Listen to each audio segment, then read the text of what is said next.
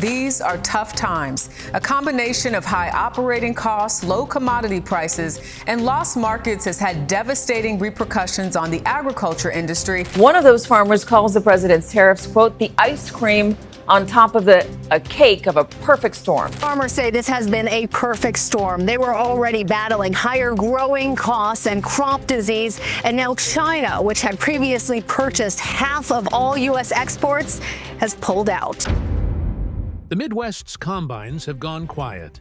From Iowa to Illinois, fields of unharvested corn sit idle as prices crash below $3.50 a bushel. China's halted its orders. Shipments are getting turned away at New Orleans, and million-dollar deals have dissolved into nothing. Farmers are stuck, let crops rot or harvest at a loss. The USDA's already scaled back local food programs, leaving schools, tribal communities, and food banks cut off from American growers. Meanwhile, Canada's sealing major export deals with Japan, South Korea, and Europe, carving out a dominant spot in the global grain trade. As U.S. fields choke on unsold corn, Canada's cashing in. What sparked this collapse? How did Canada swoop in so fast? Let's break it down. Tariffs are strangling U.S. corn before it even hits the port. When the White House slapped hefty fees on Chinese-built cargo ships, the fallout hit agriculture hard. Shipping costs through the Gulf of Mexico jumped 25%, spiking annual export expenses by nearly $1 billion.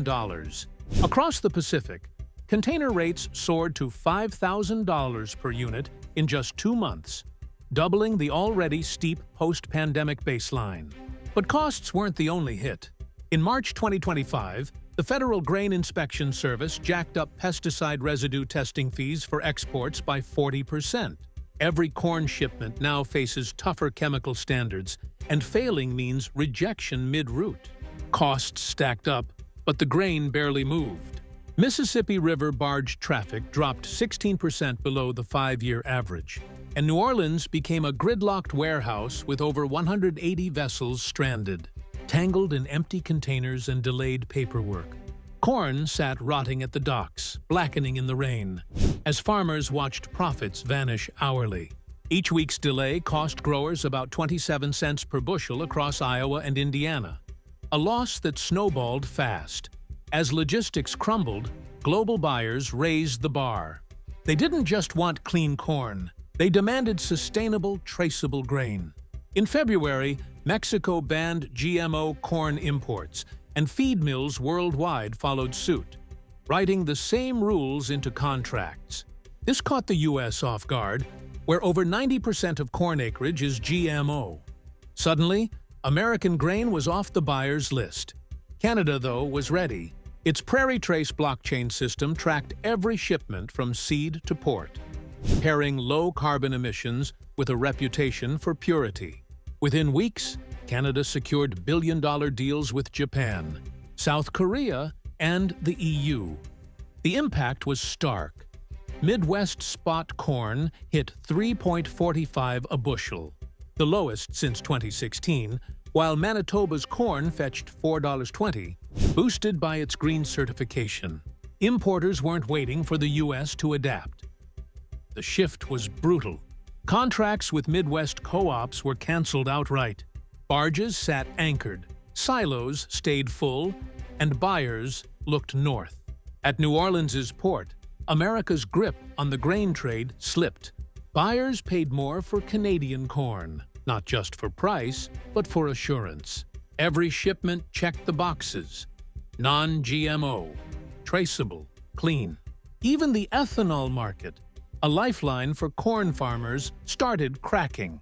The U.S. Energy Information Administration reported Midwest ethanol plants running at just 87.8% capacity.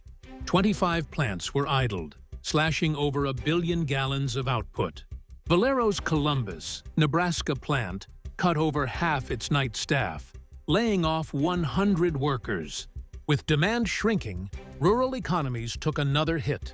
From Iowa's silos to Illinois's port terminals and Nebraska's processing plants, the corn supply chain began to buckle. Corn stopped being profit.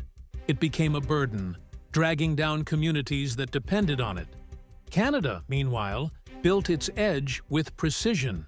Each export carried blockchain verification, carbon compliance, and chemical transparency.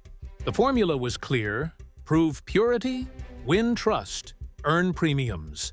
A June 2025 Grain Farmers of Ontario report showed old crop basis prices hitting $1.87 above Chicago futures, with new crop corn pulling 18% premiums. Asian and European feed mills gladly paid extra for guaranteed quality. In March, Canada and South Korea sealed an organic equivalency arrangement, letting certified Canadian grain skip Korean port inspections.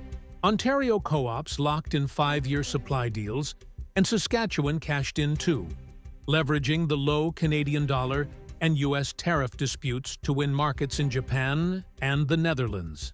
With U.S. goods facing 25% duties, buyers turned to a quieter, steadier partner. Washington faces two paths. One demands reform, slash protectionist tariffs, expand green farming tools, adopt carbon score reporting, and make traceability a national standard.